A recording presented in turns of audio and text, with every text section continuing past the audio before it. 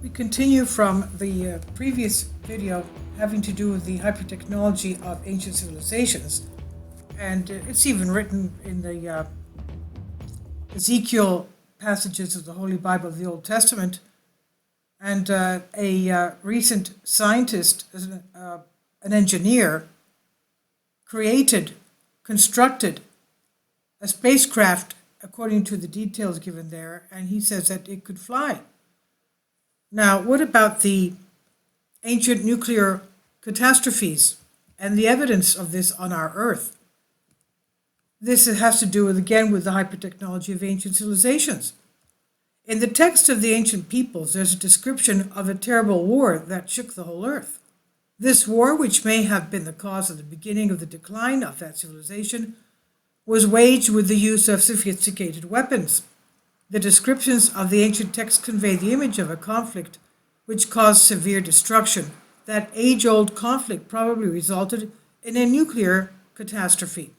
And it seems extreme, but reading the descriptions of ancient traditions, one cannot help but think of such a possibility.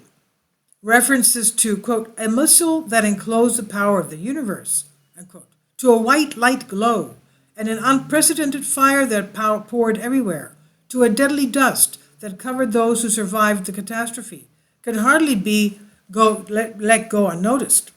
It's worth quoting the texts of the peoples, in which, among other things, the reader can discern the great similarities that exist and draw his own conclusions.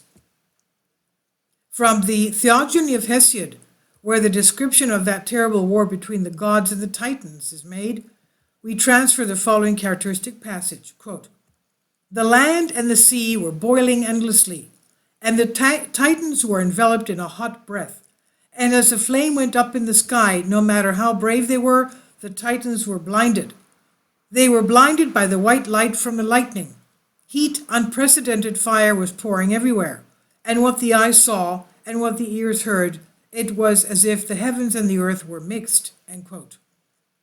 One researcher might well have suspected that the lightning of Jupiter, the lightning rod of Zeus, remember that's the hyper weapon that was given by an Atlantean or extraterrestrial to Alexander the Great, and a copy of it is in a Buddhist monastery in Nepal. So one researcher might well have suspected that the lightning rod of Zeus, that was the weapon that gave the gods victory over the Titans, was in fact nothing different from today's nuclear energy, nuclear bomb. Even more characteristic is a description in the Indian text Popol Vuh. Quote, an iron thunderbolt fell from heaven to earth. The corpses of men of the tribe of Vishnus and Ankida became unrecognizable. Their hair and fingernails had fallen out, the birds' feathers had changed color, the food had been poisoned, and those who survived the catastrophe had been covered in deadly dust, end quote. In the Indian Bible, the Mahabharata states, quote, it was a missile that enclosed the power of the universe. It was a pillar of smoke and flame brilliant like 10,000 suns, rising with all its might.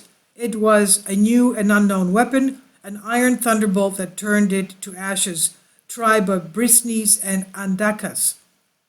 The bodies were burned and no one could recognize them. Hair and nails fell from the bodies, the birds turned white.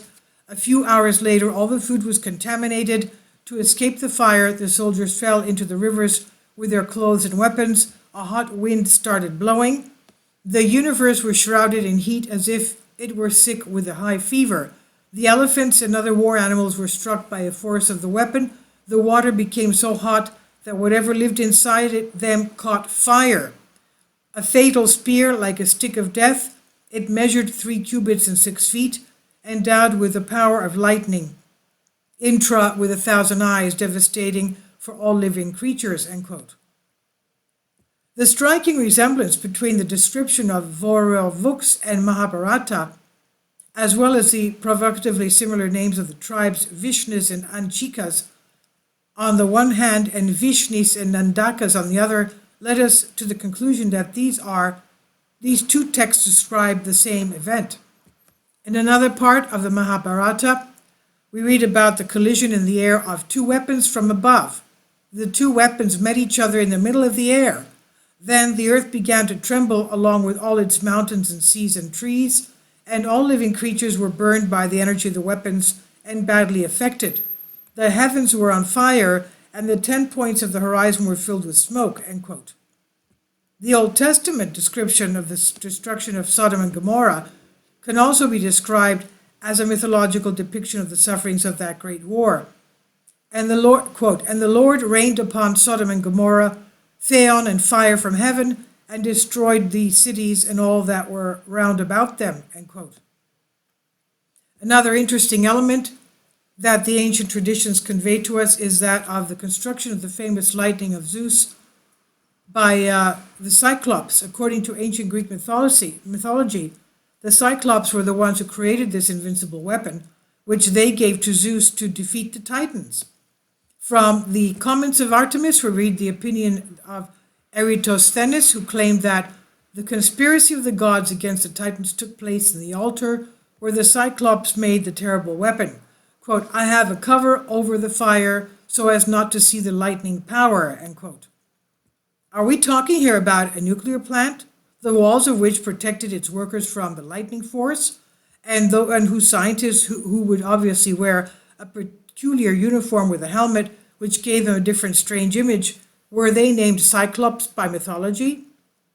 This case is quite bold, but also quite probable if one takes into account the above descriptions, as well as the 10,000-year-old rock painting found in a cave in the Tassili Valley at the edge of the Sahara Desert, which shows the figure of a man dressed in a strange uniform, strongly reminiscent of that of astronauts or even workers in a nuclear plant.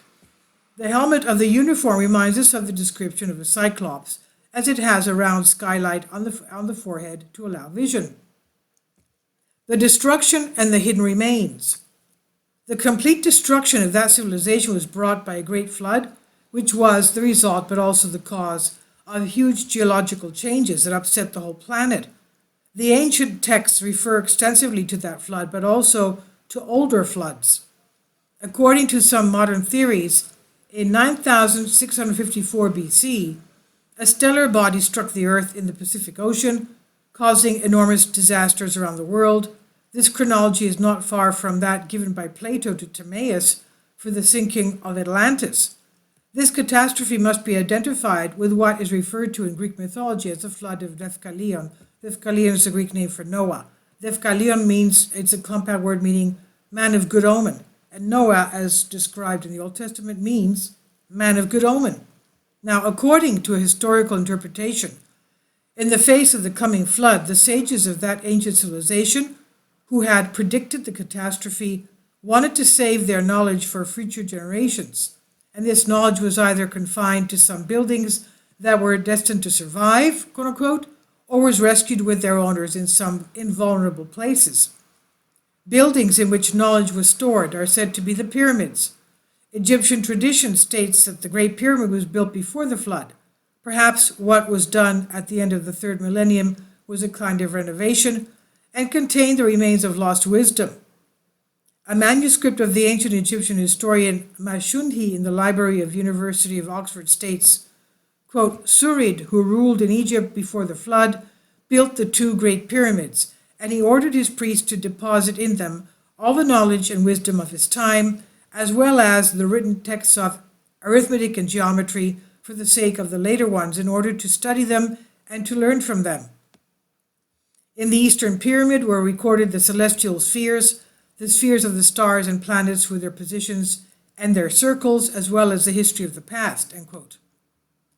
Edgar Casey, in his History of the Origin and Destiny of Man and Atlantis, states that the architect of the Great Pyramid was Hermes. We're talking about Hermes Trismegistus. While for the Sphinx, he states that it was built around the 10th millennium BC. The construction of the Great Pyramid by Hermes Trismegistus in order to store scientific knowledge there is also supported by the Arab historian Ibn Balusi. According to tradition, the Sphinx hid the solution of a great enigma. On March 22nd, 1993, at exactly 11:05 a.m., a mini robot by the German engineer Dr. Rudolf Gettenbrink discovered a secret door inside the Cheops pyramid at the end of a 59.84-meter corridor sealed by archaeologists. The distance from the point of this door to the outside of the pyramid is 17 meters. The German engineer, as well as a number of archaeologists, believe that behind it there is a room that contains something important. Following this historic discovery, the work permits were revoked by the German archaeologists, thus interrupting the research at the most critical point and provoking the reactions of some and many research bodies. On the website of the Ancient Astronaut Society, we read about the existence of a cassette with a lecture made 50 years ago by archaeologists Sir Flindrew Petrie and John Kinnan, in which there is the announcement of the discovery of this secret arch.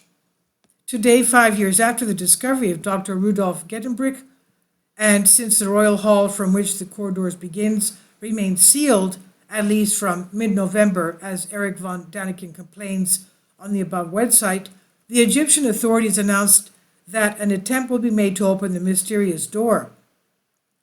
The German newspaper Die Welt, in a paper on January 29, 1998, stated that by mid-March, archaeologists believed they would have access to the secret arch, but such a thing has not happened until the moment when these lines are written. We can only wait for the results, hoping that there will be no more strange postponement. From a multitude of historical testimonies, we conclude that the remnants of ancient scientific knowledge that survived after the flood were well hidden in the priesthood by priests and initiates to the ancient mysteries. The reasons why they did not want to be known to the general public can be many, with perhaps the most important one being the attempt to avoid a nuclear holocaust in the future like the one of the past. According to this theory, at certain points in history when the urgency of their circumstances deemed it necessary, some of the advanced weapons of the past were used to help in the positive outcomes of various events. One such typical example is that of the naval battle of Salamis, where the priests visiting Themistocles convinced him that the naval battle with the Persians had to take place in the waters of Salamis in front of the Thriasian plain where the temple of the Elysian mysteries were located. Themistocles, the admiral of course, after persistent efforts and tricks, managed to confront the Greek and Persian ships in front of the Thriasian field, where what Plutarch described in the 15th chapter of his book Themistocles took place. Quote, "During the race, a great light shone from Eleusis, while the field was filled with sound and noise similar to the voice of a crowd, with a roar as if many people together walked around the secret Eichon. From the middle of this noise a cloud was created, which rose from the ground and then returned and fell on the enemy trireme, the enemy ships, the ships of the Persians, that is. What else can Plutarch describe here? Is it out of the question that we talk about a rocket launch that hit the Persian ships again? There is a significant number of such testimonies that, unfortunately, the narrowness of space does not allow us to carry them. What's certain is that the few elements that we have mentioned as characteristics of the crowd that exist can give a picture in which the explanations of the conventional history become insufficient to cover the questions that arise from all this. I've translated this for you from a Greek article. Please leave your comments and thank you for your support. Kindly support my Patreon account. The daily posts are 5 videos daily, and they are totally different from what I have on my YouTube channel. Thank you so much for your support and that you find all my content so interesting. You'll find the Patreon account details in the description box below.